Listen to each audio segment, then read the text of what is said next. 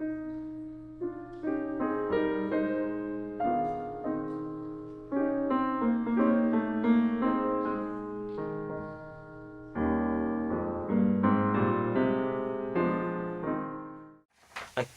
Ben Ramdan, bonjour. Bonjour. Vous avez publié aux éditions L'Harmattan Femmes en otage. Alors justement, pourquoi avez-vous employé ce terme, et ce titre surtout, Femmes en otage, pour qualifier la situation psychologique des femmes d'origine et de culture arabo-musulmane en France? En fait, ce terme-là, de femme en otage, traduit une observation clinique. J'ai adopté la méthode clinique dans le champ de la psychologie interculturelle.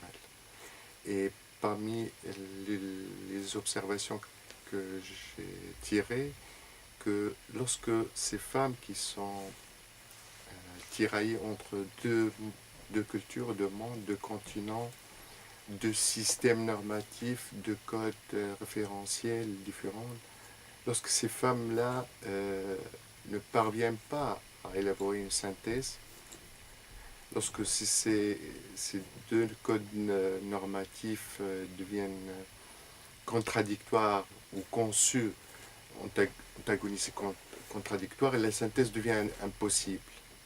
Et, et d'où le risque de se stagner dans cet état-là entre deux et, euh, et, et de rester dans l'incapacité d'élaborer cette synthèse.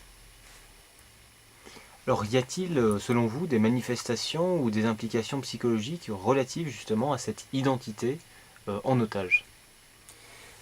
D'après le travail clinique, et là, lorsqu'on parle de clinique, donc on parle d'un échantillon restreint non représentatif, mais on peut tirer quelques observations intéressantes.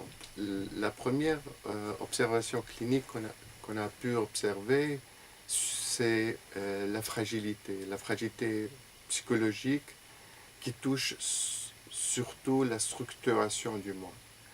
Et cette fragilité, elle est généralement, d'après les cas étudiés, il s'agit souvent d'une fragilité d'ordre narcissique.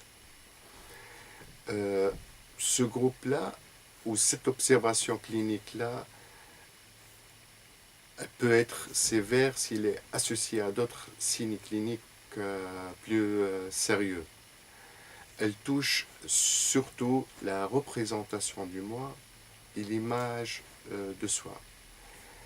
Dans, dans une observation plus approfondie, on a aussi observé que cette fragilité narcissique touche l'image du corps.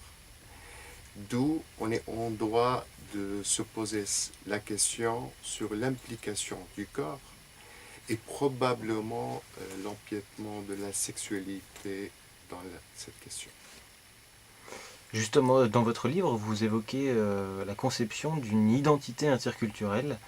Est-elle un indice d'une intégration, selon vous, réussie?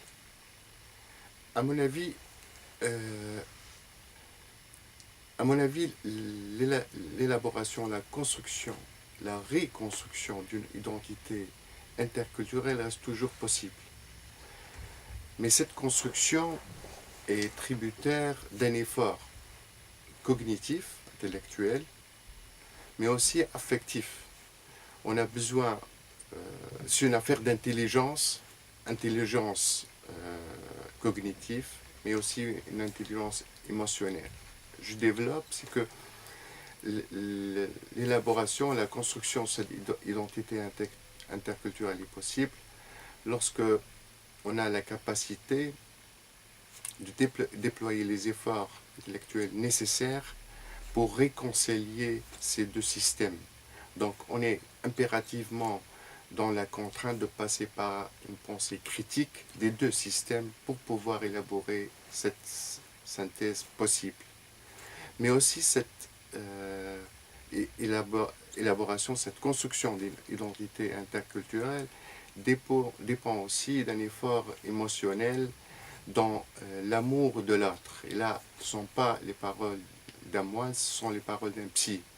Dans l'amour de l'autre, d'autrui nous permet un amour de soi. Et c'est la condition essentielle pour ne pas risquer, pour ne pas tomber dans les retombées ou les risques du narcissisme. C'est seulement l'amour de l'autre qui nous sauve de notre amour de soi. Donc, élaborer ou développer une identité interculturelle dépend c'est toujours une affaire d'intelligence, aimer l'autre et le critiquer aussi.